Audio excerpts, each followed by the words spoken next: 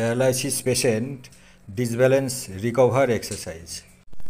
Paralysis patient যাদের ব্যালেন্সের problem হচ্ছে, লাঠি নিয়ে হাঁটতে হচ্ছে, তারা যদি এই টেকনিকটা ব্যবহার করেন, মানে ইংরেজিতে ৮ বাংলা ৪, এইভাবে দুটো টুল দিয়ে বা গোল এঁকেও তার উপর দিয়ে বা চারি সাইড দিয়েও হাঁটতে পারেন।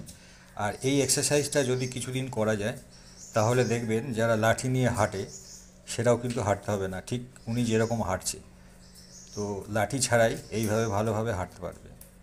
এটা ভালো একটা টেকনিক।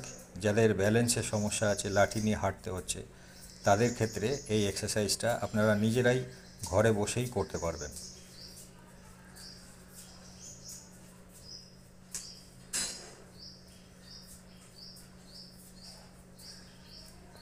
এখন আপনার হাঁটতে হলে লাঠি লাগে বা লাঠি ছাড়া হাঁটতে পারেন?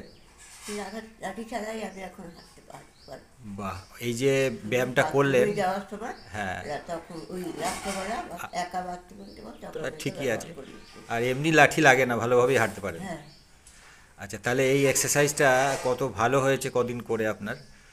মানে ব্যালেন্স এখন আর হাঁটতে অসুবিধাই হচ্ছে না, তাই তো? হ্যাঁ।